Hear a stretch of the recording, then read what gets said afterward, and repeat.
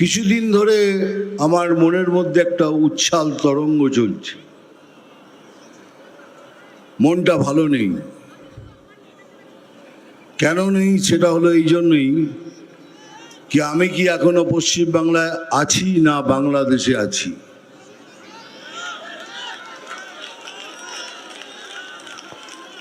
কেউ না, তাহলে এরকম কেন হবে? ওখানে কেউ হারমোনিয়াম কেড়ে নিচ্ছে, তো ওখানে একটা বাচ্চা মেয়েকে মায়ের গান করার জন্য তাকে বাধা দেওয়া হচ্ছে। মায়ের গান করাতে বাধা দেওয়া হচ্ছে। এমন কোনো ধর্মীয় বই নেই যেখানে লেখা নেই, এখানে সব জায়গায় লেখা আছে कि मायर पायर नीचे स्वर्ग,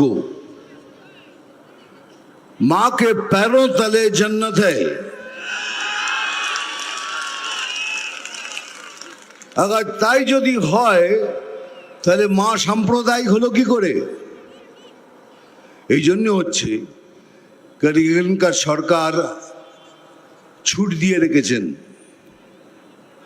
আমরা কিন্তু বারবার বলছি আমরা মুসলমানদের খিলাফ নই, আমরা ভারতীয় মুসলিমদের এগেনস্টে নই, আমরা ওই মুসলিমদের এগেনস্টে যারা ভারতের ক্ষতি করতে চায়।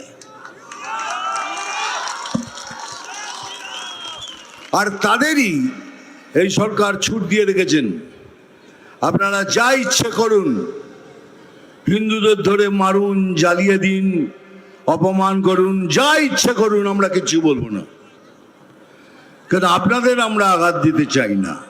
বাংলাদেশে নৃশংসভাবে কাউকে মারার জন্য হিন্দু জাগরণ মঞ্চ একটা প্রতিবাদ মিছিল বার করেছিল, তাতে পুলিশ লাঠিচার্জ করলো, গুরুতরভাবে জখম করেছে অনেকজনকে, 17 জনকে অ্যারেস্ট করা হয়েছে, তার মধ্যে 7 জন মহিলা। ভাবতে পারছেন? বাংলাদেশে হয়েছে, প্রতিবাদ করছি এখানে, সেটাও করতে পারবেন না। তার মানে সোজা ভাষায় এই সরকার বলে দিচ্ছে যা ইচ্ছে তাই করুন, আমরা বাংলাদেশের পক্ষে। আমরা যেভাবেই হোক এই পশ্চিম বাংলাকে ওয়েস্ট বাংলাদেশ করে ছাড়ব।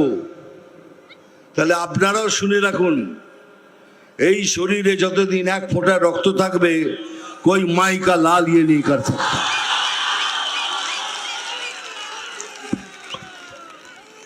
আর সেদিন আসছে, খুব তাড়াতাড়ি আসছে। আপনাদেরও বলে রাখি, যে যেভাবে আপনাদের সাথে ব্যবহার করবে ঠিক সেইভাবে তাদের ব্যবহারের উত্তর দেবেন, তা না হলে এরা সোজা হওয়ার লোক নয়। এরা তো দুর্নীতি করবে, এরা তো ওরা জীবনে যখন পয়দা হচ্ছে, জন্ম নিচ্ছে, বলে ওরে তোদের ঘরে আর একটা দুর্নীতি জন্ম করেছে, এখন এই জায়গায় দাঁড়িয়ে রয়েছে। কিন্তু একটু ভাবুন, এটা তো আমাদের বাংলা, এটা তো আমাদের পশ্চিম বাংলা, বাঙালির বাংলা, হিন্দুদের বাংলা। যদি এরকম কিছু হয় তাহলে আমরা কোথায় যাব? ওদের তো অনেক দেশ আছে চলে যাবার, আমরা কোথায় যাব?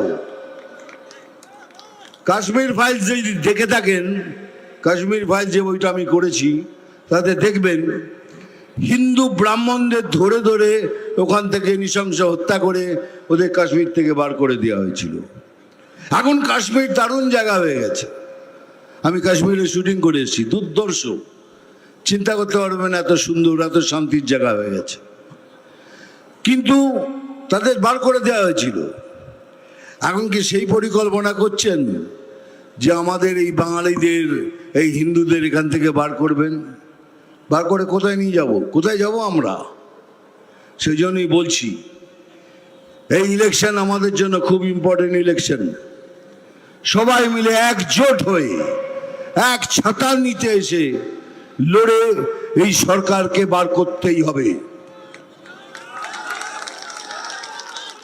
আমি এমনকি আমাদের কার্যবাহী নেতাদের বলছি, যদি কারোর সাথে কারোর কোনো কিছু মনোমালিন্য থাকে, তাহলে ইলেকশন অবধি দয়া করে সেটা মিটিয়ে নিন, আর এক ছাতার নিতে এসে সবাই মিলে লড়ুন।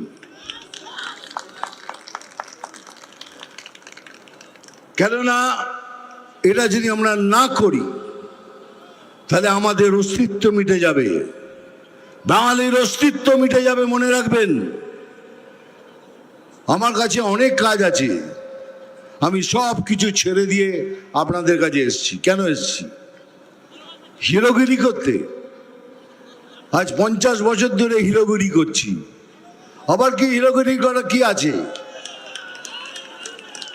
কিন্তু আমি এসেছি আপনাদের সাথে দেখা করতে, আপনাদের সাথে কথা বলতে। কেন? আপনারা আমার ভাই বোন, মানে যা ইচ্ছে দান দেবেন। আমি আপনাদের মতো একজন, আপনাদের কাছে এসেছি কথা বলার জন্য, আপনাদের বোঝাবার জন্য। এই জন্য আমি সবাইকে অনুরোধ করছি, যদি কমিউনিস্ট পার্টির মধ্যেও কেউ হিন্দু থাকেন, যদি হিন্দুত্বকে বিশ্বাস করেন, আপনারাও আসুন। কংগ্রেসকেও বলছি, আপনারাও আসুন। তৃণমূলের মধ্যেও যদি কারোদের কোনো বিবেক থাকে, সেই হিন্দুদের, তারাও আসুন।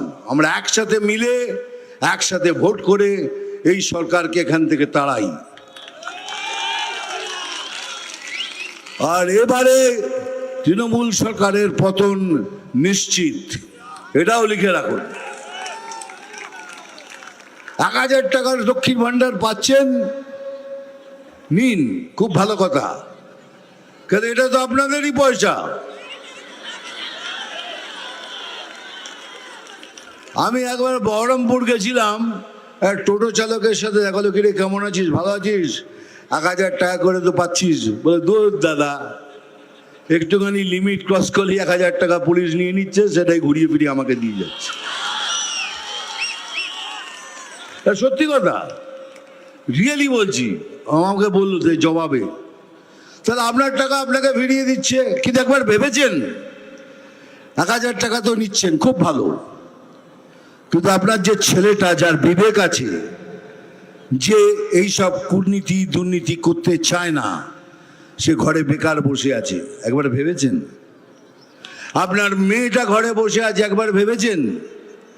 আপনার স্বামী বেকার বসে আছে, একবার ভেবেছেন? আপনার পীড়িত বাবা মা বাড়িতে বসে আছে, ভেবেছেন? কেননা ইনি আয়ুষ্মান ভারতকে আসতে দেননি। আয়ুষ্মান ভারত এলে পরে 5 লক্ষ টাকা সেবার জন্য আপনারা পেতেন। অনেক লোক পায়, পুরো ভারতবর্ষের লোক পাচ্ছে, কিন্তু বাংলার লোক পাচ্ছেন না। কেন? উনি আটকে দিয়েছেন, আয়ুষ্মান ভারত হতে দেব না। তার মানে ইনডাইরেক্টলি বলছে, আপনারা মরুন, যাই করুন, আমি ভালো থাকলেই হলো। তাহলে কি ভেবেছেন 1000 টাকায় আপনার এত কিছু হয়ে যাচ্ছে?